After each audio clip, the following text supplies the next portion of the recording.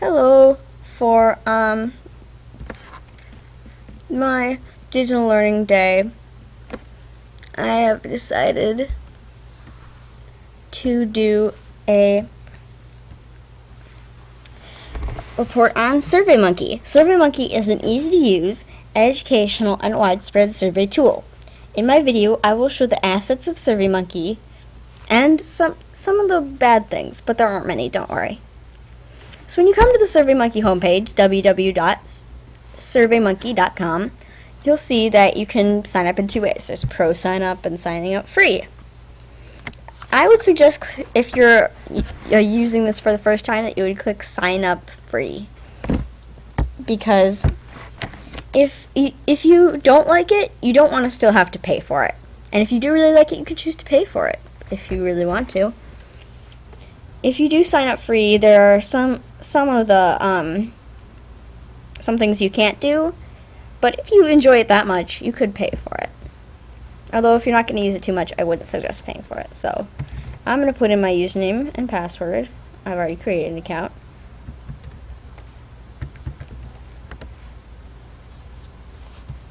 Yeah, and you'll see when you first come here that it'll say create survey. So when you're creating a survey, it's pretty easy. You can create a new survey, copy an existing survey, or use an expert survey template. Creating a new survey lets you create your own title, like Super Survey, or say you're doing one on bullying. You can select a category like education. Copying an existing survey is copying one of your old surveys. Like, say I wanted to copy the happy survey. I wanted the same questions, but I wanted to call it super happy survey.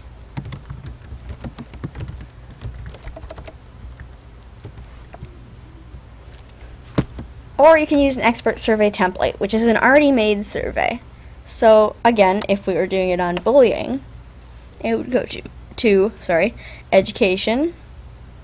You can see a bunch of these have pro next to them. So that's what you get when you pay the full cost. You can use all these. And look, here's a bullying survey. So you can see a preview and you can look through all the questions.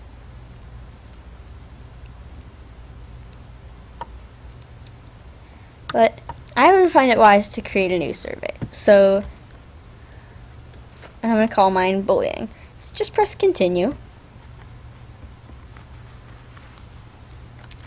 And you see there's a bunch of buttons and it's kind of funny looking. So how do you use this? Well, this button, edit page options, these are both for pros. You can't for the updated account that you have to pay for. But this one, the edit page information, lets you do a few things. You can enter a title for this page. You see that you can add pages, but if you add a title for the page, it can be like name calling. You can ask questions about name calling and bullying. Like this section, is all about name calling, and save it. And you'll see there'll be a header and the description will be right here. So you can add a question too and just put in the question. Have you recently been called a name? Like that. You can choose the question type. Multiple choice, only one answer lets you have check boxes, and people can only check one box. This one, the multiple answers, is the same, except people can check more than one answer. Comment essay box is like a little text box underneath your question, so so people can type in. Ranking and rating are hard to tell the difference of, and you can do that but I'm going to choose single text box. It's a lot like the comment or essay box, but it is a bit larger. I'm going to go back. If you're not sure what question you want, you can click here and view question examples. So I'm actually going to click multiple choice, only one answer. I'm going to say in the last. You got to notice that I'm putting each different box on a separate line. Last day, in the last week, in the last month. So you can also add, if you scroll down here, add an other or comments, require an answer to this question, or kind of flip around the choices. Like, it doesn't matter what order they're in. So I'm gonna require an answer to this question and add an other. And the label will just be like, the last question will be like, other, please specify. And you can say how large you want your text box to be. So I'm going to do 50 characters wide and paragraph of text with 4 lines. And then you can validate it, like it must be this long, or a whole number, or an email address, or something like that. And then I'm also going to make this an answer choice. So, well, no, I'm not going to, never mind. And then you can save and close, or you can save and add the next question, which will just bring you to a new one of these. But I'm going to save and close, because I want to show you some of the other things. So you can see you can add page, if you want to make a brand new page, and then you can make it'll say page 2, and you can edit the page options on there. Oops, sorry about that. So, say you're all done with your survey, and you're like, well, I want to send this to people. I want to see what people think. So you can go down. It's down here and up here. You can click on Send Survey, or you can click on Collect Responses up here, which I'm going to do. So it says, how would you like to collect responses? I would choose a web link, which is useful if you want to post it on your website, or if you want to email it to people. So we're going to do web link. There's no need to have a name for the link. It's not that necessary. So it'll say your survey web link. And this will be the one that you copy and paste for emails. But this is the one you want to put on a website. Just be aware. So I'm going to copy.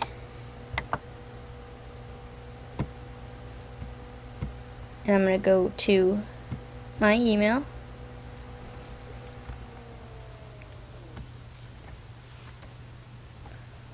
I'm going to send it to myself.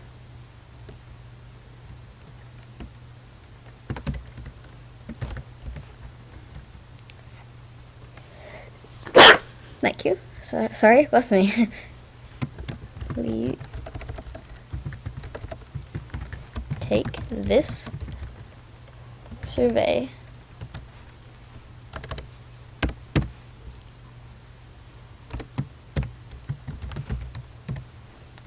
and then I'll just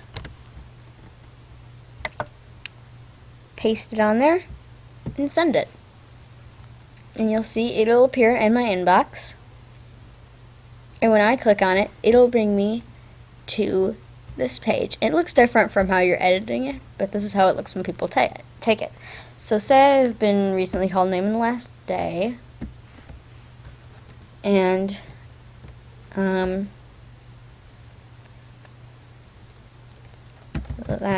was last night, so I'm going to put that in.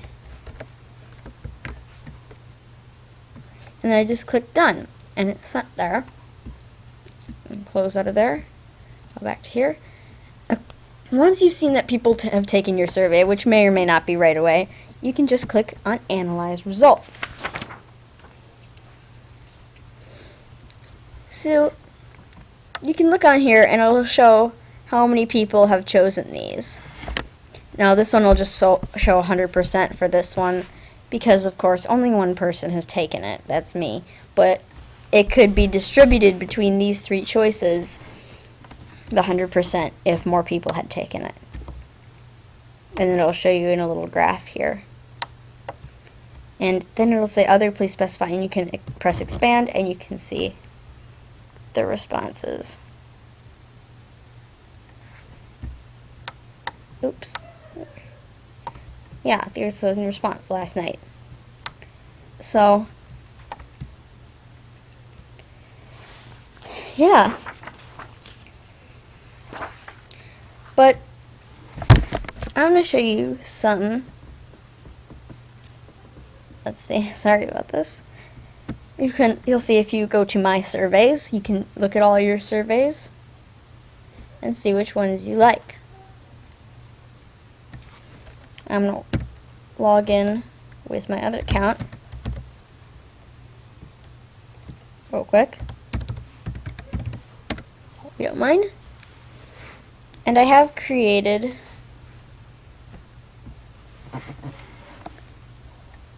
a survey to show you about what people think about SurveyMonkey. So a lot of people said their favorite part of SurveyMonkey is that you can take surveys, how easy it is to use, how it organizes the survey answers.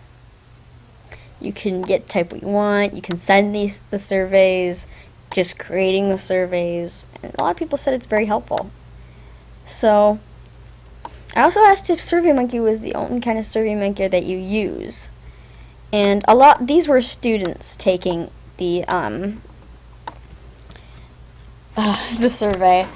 So we haven't been introduced to a ton of SurveyMonkeys, and a lot of people said this is the only one, or that they use Google Docs, or a couple of people said that they just use paper and pencil surveys, that they prefer that.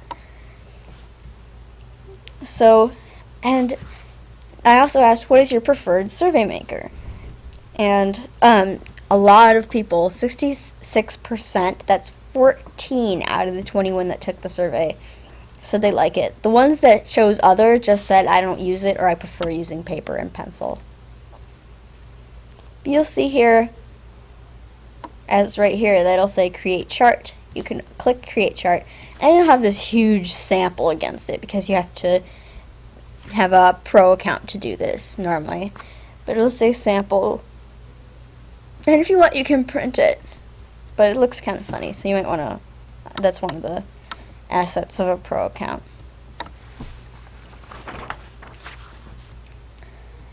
Well, thanks so much for listening.